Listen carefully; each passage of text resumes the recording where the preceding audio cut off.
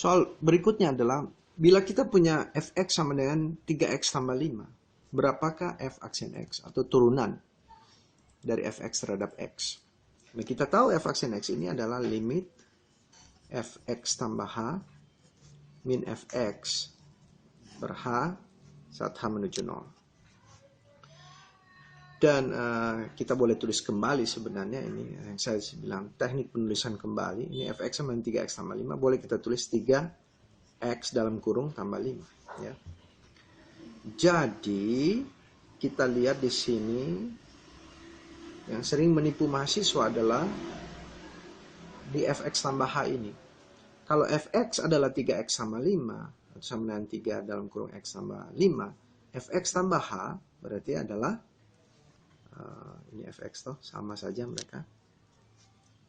Jadi ini menjadi 3 buka kurung x tambah h tambah 5. Dikurang, hati-hati, fx-nya dikurangkan. Semua fx, berarti semua ini 3x tambah 5 dikurangkan.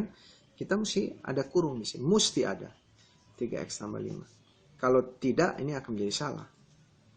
Jadi mesti dikurung 3x tambah 5 ini. H, jadi sama dengan limit h menuju 0 dari, kita perhatikan bahwa ini menjadi 3x tambah 3h tambah 5 kurang 3x kurang 5 per h. Dan ini sama dengan ini 3x kurang 3x jadi 0 plus 5 dikurang 5 juga 0, jadi sisa 3h. Jadi sama dengan limit h menuju 0 dari 3h per h. Dan kita lihat h dengan h ini bisa dibagi, dan juga h hanya menuju 0, tidak pernah 0. Jadi boleh dibagi jadi 1, hasilnya 3. Jadi turunan dari 3x tambah 5 sama dengan 3. Apa yang kita bisa perhatikan di sini? Turunan konstanta, ini 5 ada konstanta, dia akan hilang, jadi menjadi 0. Kemudian turunan 3x adalah 3. Oke. Nah, sekarang kita mencoba membuat satu generalisasi. Kalau turunan dari konstanta, dia akan menjadi 0. Nah, jadi pertanyaannya begini. Kalau kita punya fx sama dengan k, atau konstanta k, berapakah turunan k itu? Berapakah turunan f aksen x? Sama dengan berapa? Jadi misalnya saya akan menjawabnya dengan f aksen x adalah limit h menuju 0 dari fx tambah h min fx per h. Dan ini akan menjadi limit h menuju 0 dari, kalau fx sama dengan k, kita lihat bahwa berapapun di x ini, di dalam kurung ini, outputnya akan k.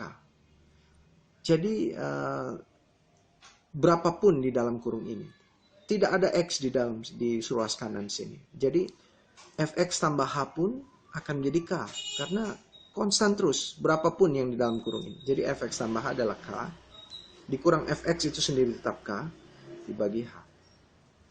Dan ini menjadi, lihat, ini 0 per h. H tidak 0. 0 per suatu bilangan yang tidak 0. Jadi saya tulis limit h menuju 0 dari 0 per h. Ini hasilnya akan 0. Jadi turunan suatu konstanta akan hasilnya adalah 0. Dan mungkin kita kenal dari sejak SMA, misalnya kita punya, misalnya saya buat ini ya, sini. Turunan dari misalnya 3x, turunan dari 3x. X adalah 3, kita tahu 3. Turunan 5x akan 5, turunan 7x 7, turunan 10x 10, turunan min 2x akan min 2. Tahu dari mana itu? Nah, itu bisa dari limit. Jadi semua aturan-aturan tentang turunan kita bisa dapatkan dari ini. Contoh, misalnya fx adalah mx.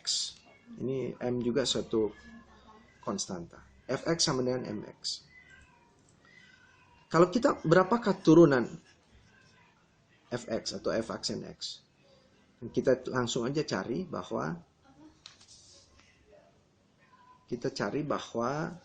f aksen x adalah limit h menuju 0 dari fx tambah h min fx per h.